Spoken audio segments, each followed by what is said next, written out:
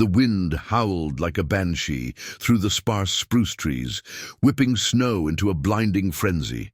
Elara's bare feet, raw and bleeding, found little purchase on the icy ground, each step a searing agony. Her lungs burned with the effort of running, a desperate animalistic flight from the horrors she'd just escaped. The brutal cold of the Alaskan wilderness in the late 19th century was a relentless adversary, but it was a merciful one compared to the men who had held her captive. Their rough voices, thankfully fading with distance, were a constant terror in her memory. She stumbled, falling to her knees in a drift of fresh powder, the impact jarring her to her core. Tears, quickly freezing on her cheeks, mingled with the sweat that plastered strands of dark hair to her forehead. She was barely 18, a young woman stolen from her village, bound for a life of unspeakable misery. Panic threatened to overwhelm her, an icy grip tightening around her heart. She couldn't give up, not now, not after what she had endured. Pushing herself back up, she forced her legs to move, one agonizing step after another. The faint, flickering light of dawn was still hours away, swallowed by the relentless blizzard. Her tattered buckskin tunic offered little protection against the elements, and shivers racked her body. Every nerve ending screamed in protest, but a primal urge to survive propelled her forward. She was running on pure adrenaline, fueled by the sheer terror of recapture.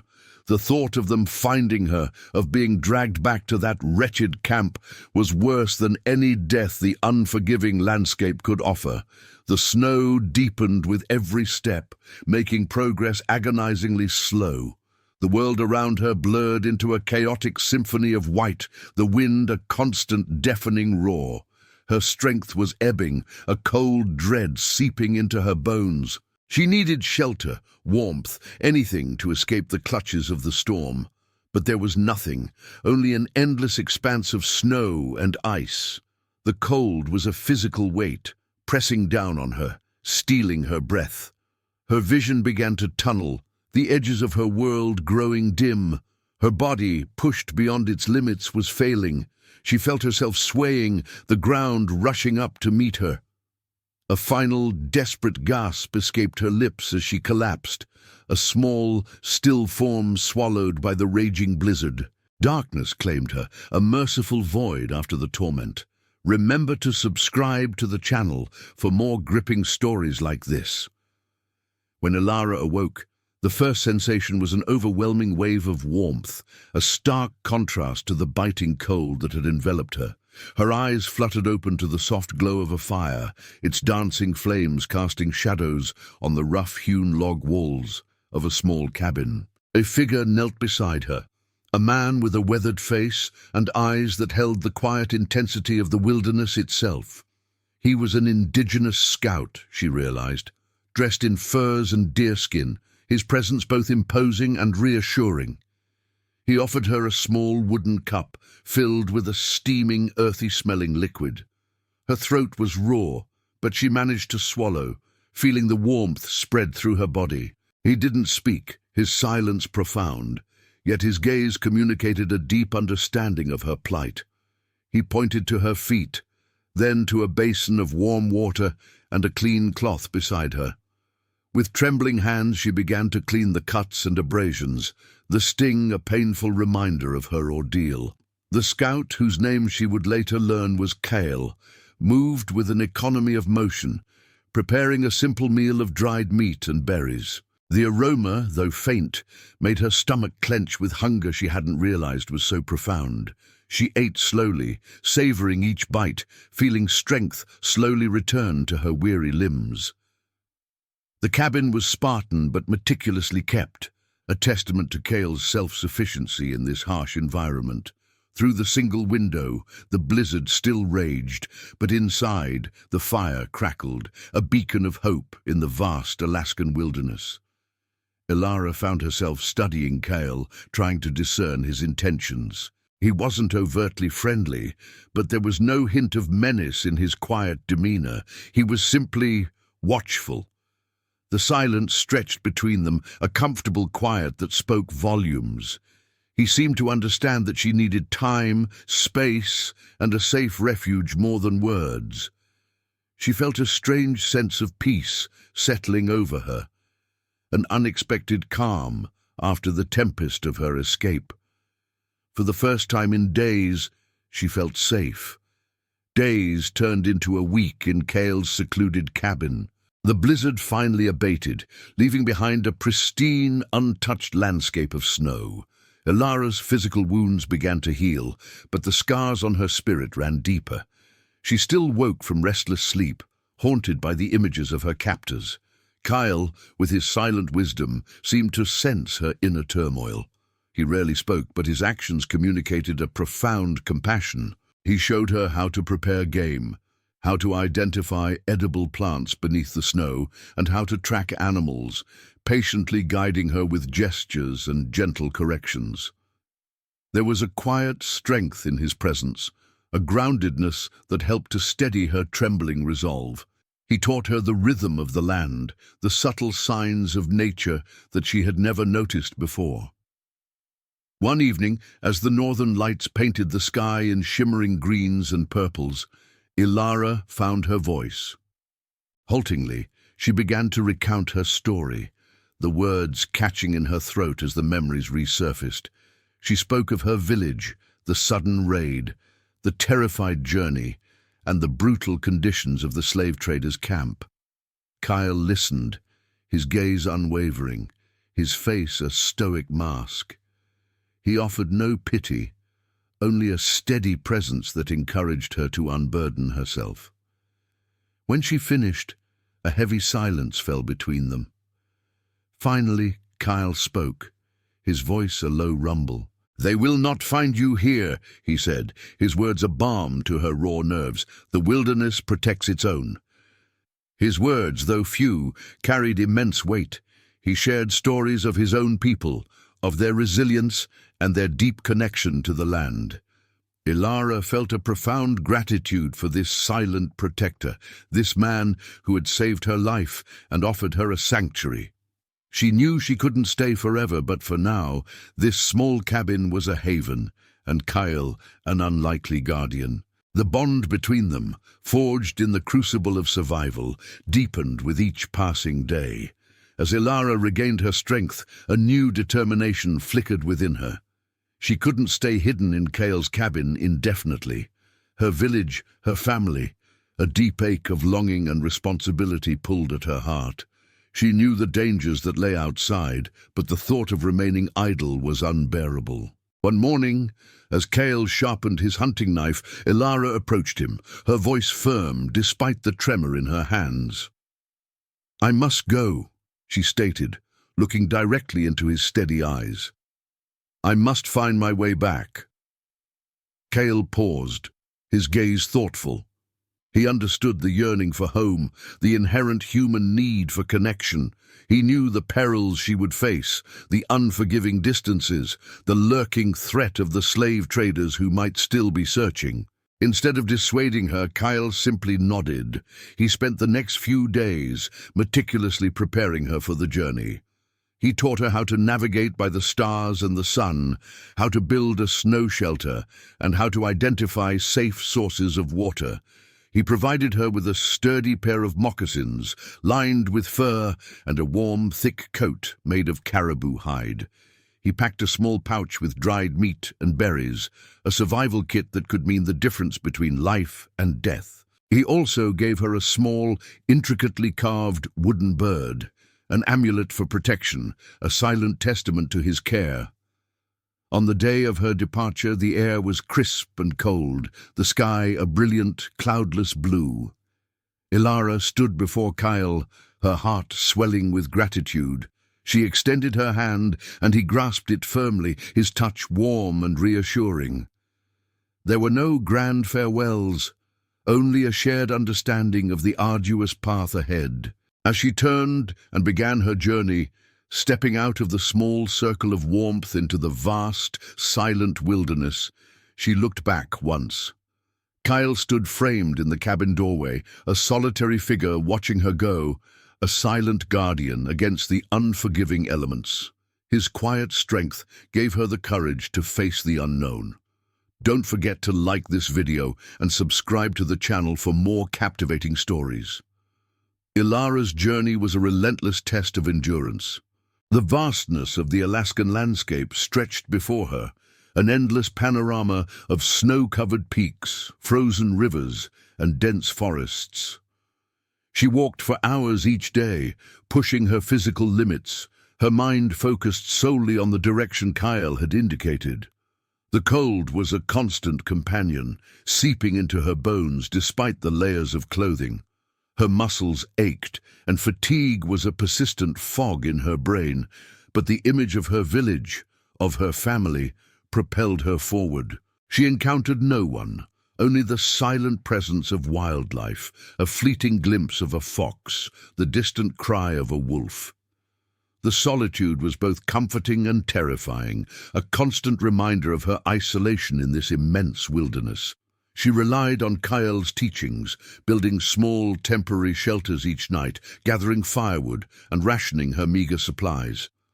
The wooden bird Kael had given her became a cherished companion, a tangible link to the man who had shown her such kindness. One afternoon, as a light snowfall began to obscure the path, Elara spotted something in the distance, a thin wisp of smoke rising against the pale sky. Her heart leaped. It could be anyone, another trapper, a small settlement, or even worse, the slave traders. A wave of fear washed over her, chilling her more than the Alaskan wind. She quickly ducked behind a snow-laden bush, her breath hitched in her throat, her eyes scanning the horizon. The smoke seemed to be coming from a small, sheltered valley. Doubt gnawed at her. Should she investigate, or should she continue on her way, risking missing a potential opportunity for help? The decision was agonizing, a delicate balance between hope and extreme caution. The biting cold and the gnawing hunger, however, pushed her to consider the risk. She slowly began to move towards the smoke, her every sense on high alert, hoping for salvation, dreading a trap. As Elara cautiously approached the source of the smoke, the scent of burning wood grew stronger, mingled with the faint aroma of cooked meat. She crept closer, using the terrain for cover, her heart pounding against her ribs. Peeking over a snowdrift, she saw a small makeshift camp nestled in a clearing. It was not a permanent settlement, but rather a temporary stop for a small group of fur trappers. There were 3 men, rugged and bearded, tending to a crackling fire, their rifles propped against a nearby tree. Relief washed over her, quickly followed by a fresh wave of apprehension. While not slave traders, these were still unknown men in a desolate land. She hesitated, her mind racing. Should she reveal herself? What if they were hostile? But the lure of warmth, food, and the possibility of guidance was too strong to ignore. Taking a deep breath, Elara stepped out from behind the snowdrift, her hands visible to show she carried no weapons. The men immediately looked up, startled. Their hands instinctively went to their rifles, but upon seeing her, a lone, exhausted young woman, their expressions shifted from alarm to surprise. One of the men, older than the others with a kind face, slowly lowered his weapon. "Who are you, girl?" he asked, his voice rough but not unkind. Elara, her voice hoarse from disuse, explained her predicament, omitting the details of the slave traders, but emphasizing her desperate need for help in reaching her village. The men exchanged glances. They were wary, as any wise trappers in the wilderness would be, but they also saw the genuine distress in her eyes. After a moment of quiet discussion, the older man, introduced as Silas, motioned for her to approach the fire. "Come, warm yourself," he said. "You look half frozen." Relief flooded Elara. She cautiously walked towards the fire, her body aching for the warmth. These men, though strangers, offered a flicker of hope in her arduous journey. Silas, a man whose grizzled beard and weathered hands told tales of countless winters in the Alaskan wilderness, watched Elara with a keen, appraising gaze. His 2 companions, Bear, a man of imposing build with a quiet, watchful demeanor, and Finn, younger and less outwardly expressive, mirrored his cautious curiosity. They were indeed fur trappers, seasoned by the unforgiving rhythm of the land, and currently on their way to a distant trading post.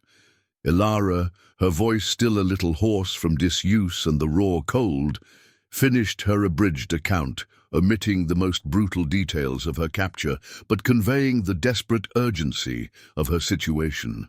They listened intently as they offered her hot stew and fresh bread, a simple meal that tasted like an absolute feast after days of dried rations and the gnawing ache of hunger. While a natural wariness lingered in their eyes, a necessary survival instinct in this isolated world, there was no hint of unkindness. Silas, with a lifetime of experience reading both landscapes and people, understood the immense dangers Elara had faced. More than that, he recognized the unyielding resilience burning in her eyes, a spirit that had defied unthinkable odds. He warned her bluntly of the perils of continued solo travel, the vast distances, the unpredictable weather, and the ever-present threat of human cruelty. Then, with a gruff but genuine offer, he suggested she journey with them for a part of the way, as their respective paths shared a significant stretch. It was a calculated risk for them, taking on an extra mouth to feed and a potential vulnerability, but something in Elara's quiet determination seemed to sway Silas's seasoned instincts. Elara gratefully accepted, a wave of profound relief washing over her. Traveling with the trappers brought a different kind of challenge than Kael's solitary sanctuary. Their pace was brisk, driven by the demands of their trap lines and the need to reach the trading post before the worst of the spring thaw. Their conversations were sparse, often limited to observations about game trails, weather patterns, or the state of their traps. Their focus was always intently on the next safe camp, the most efficient route, or the signs of fresh animal tracks.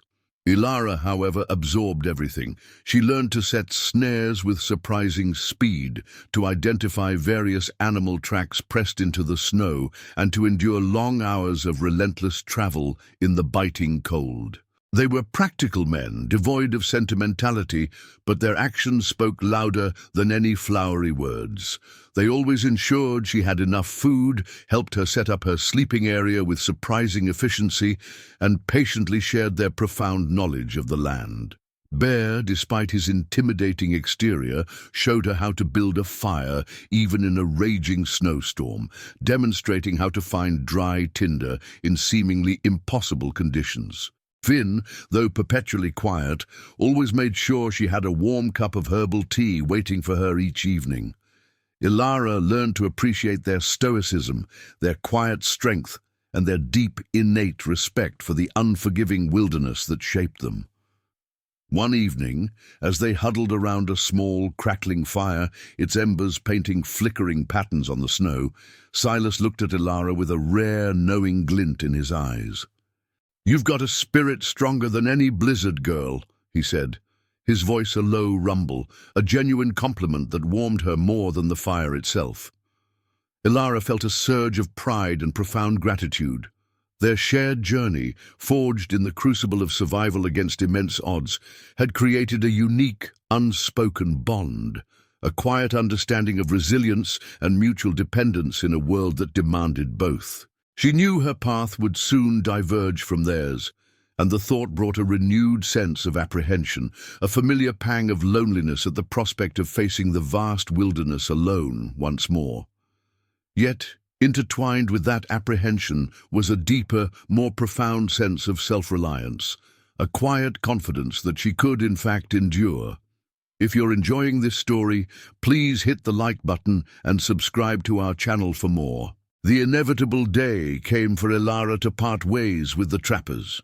Their route veered sharply south, charting a course towards a remote trading post, a beacon of commerce in the vast Alaskan interior. Her village, however, lay further east, deeper into the untouched ancient wilderness, a journey of many more days. The farewell was understated, characteristic of the stoic, practical men she had come to respect.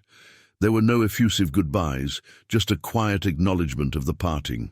Silas, his weathered face etched with the lines of countless seasons, handed her a small, well-worn map. It was meticulously hand-drawn, filled with intricate landmarks and subtle notations that only a seasoned woodsman would recognize.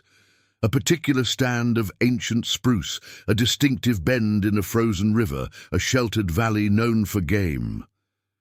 "This will guide you," he said, his eyes conveying a silent blessing, a deep and heartfelt wish for her safety. Bear, ever gruff, offered a low grunt that served as his farewell, while Finn, usually reserved, managed a small, shy smile. Elara felt a pang of profound loneliness as she watched their figures, bundled in furs, disappear into the vast, shimmering expanse of the white landscape. She was alone again, but this time the solitude felt different. She carried not just the burden of her past, the trauma of her escape, but also the invaluable strength of newfound skills and the quiet, unwavering encouragement of those who had helped her. The map proved to be an invaluable lifeline, a parchment compass guiding her through treacherous terrain and across the glassy surfaces of frozen rivers. The journey was still arduous, each step a testament to her endurance, but she felt immeasurably more prepared, more capable of facing its demands. She moved with a newfound confidence, her steps surer, her senses sharper, attuned to the subtle whispers of the wilderness. The lessons from Kael, the silent scout, and the pragmatic trappers had transformed her from a helpless fugitive into a resourceful, determined survivor. She learned to read the subtle signs of approaching weather, the way the wind shifted, the darkening of the distant sky, the feel of the air on her skin. She found shelter in unexpected places, tucked away beneath overhangs of rock or within dense thickets of snow-laden evergreens. She mastered the art of conserving her energy, pacing herself and finding moments of rest even in the harshest conditions.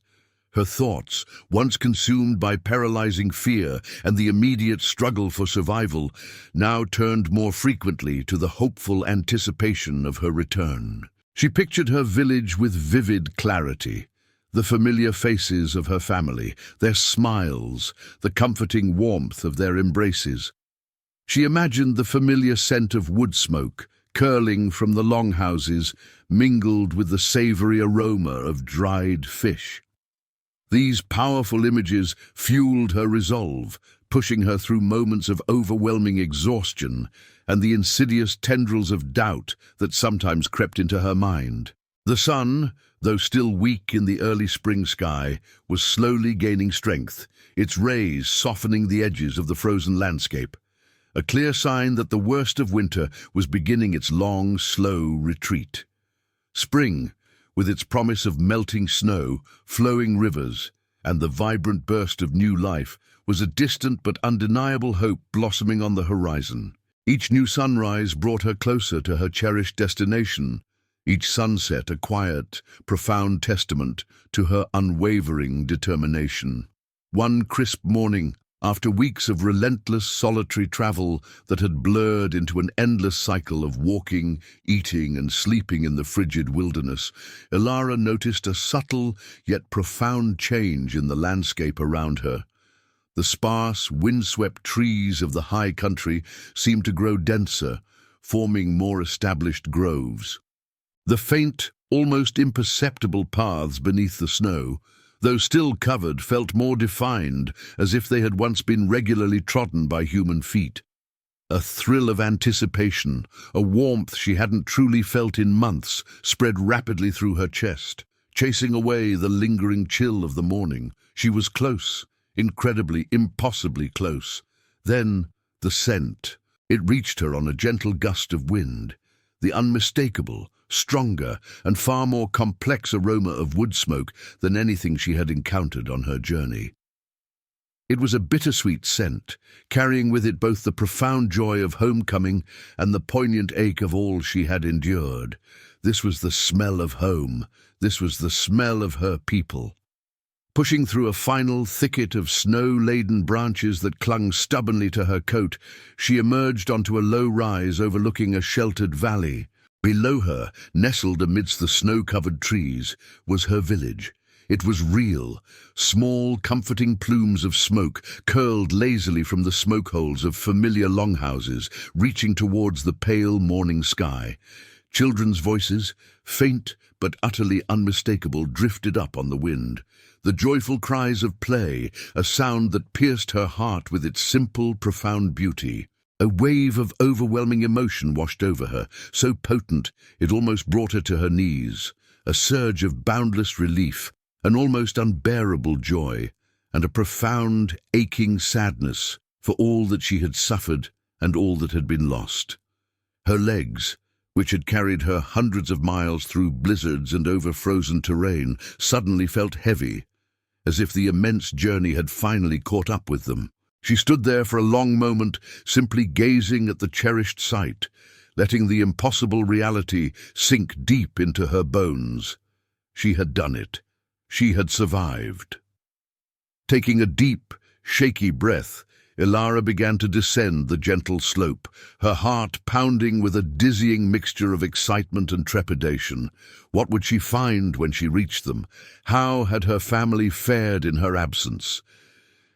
As she approached the very edge of the village, a small group of children playing in the snow spotted her. Their innocent laughter died abruptly, replaced by curious, then bewildered stares. Then, a young girl, no older than Elara's own sister, let out a piercing shriek, her voice cutting through the crisp air. "Elara! It's Elara!" The cry echoed through the village, carried by the startled children. Doors began to open, and figures emerged from the longhouses, their faces etched with a mixture of shock and disbelief. Then her mother, older and gaunter than Elara remembered, stepped forward, her eyes wide with a mixture of fear and a dawning, almost impossible recognition. Elara ran, her arms outstretched, and was enveloped in the familiar, comforting embrace of her mother. The warmth of home finally truly her own, a tangible comfort after so much cold and despair. The return to her village was a joyous, tearful reunion, a cacophony of choked sobs, relieved laughter, and the gentle press of familiar hands. Her family, who had mourned her as irrevocably lost to the brutal wilderness or the clutches of the traders, embraced her with a mixture of disbelief and profound relief that bordered on reverence. The entire community, too, welcomed her back, their faces reflecting a shared understanding of the unimaginable trials she must have faced. Elara, however, was not the same young woman who had been stolen from their midst. The Alaskan wilderness had forged her in its harsh crucible, its unforgiving lessons of survival etched deep onto her spirit. She bore the physical scars of her desperate escape, the faint lines on her feet, the lean hardness of her frame, but also the invisible, deeper ones of trauma, loss, and the profound transformation she had undergone. In the days that followed, she spoke of her ordeal, not in a single dramatic recounting, but in quiet moments, sharing pieces of her harrowing journey. The terror of the slave traders, the overwhelming fury of the blizzard, and the unexpected kindness of strangers like Kael, the silent scout, and the gruff but supportive trappers. Her story, a powerful testament to resilience and the enduring strength of human connection, spread through the village like wildfire, serving as both a cautionary tale and a profound inspiration. Life in the village slowly resumed its familiar rhythm, but Elara found herself irrevocably changed. She participated in daily life with a new perspective, helping with chores, sharing her newfound knowledge of tracking, foraging, and wilderness survival, skills that were now invaluable to her people. She often spent hours by the swift-flowing river, gazing at its relentless currents, her mind drifting back to the vast, silent wilderness that had tested her to her very limits and ultimately, unexpectedly, strengthened her. The entire experience had bestowed upon her a quiet, unwavering strength, a profound appreciation for the simple comforts of home, and a deep intrinsic understanding of her own remarkable capabilities. She became a pillar of strength within her community, her story a living testament to the indomitable human spirit. One day, a small group of hunters from a neighboring village arrived, their faces grim, bringing unsettling news of increased slave trading activity in the broader region. Elara, no longer the terrified girl who had fled barefoot into a blizzard, listened intently, her expression serious. Her eyes, which had once held only a deep, abiding fear, now gleamed with a quiet, fierce resolve. She had survived. And now she understood. Her survival carried a deeper purpose. She would help her people protect themselves, armed with the knowledge and resilience forged in the crucible of her own escape.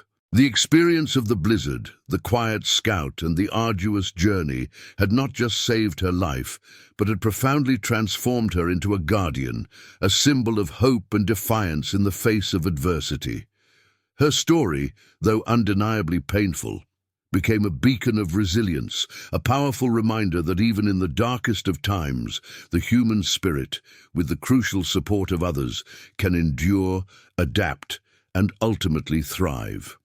Thank you for watching. If you were moved by Elara's journey, please subscribe to our channel for more inspiring stories of survival and strength.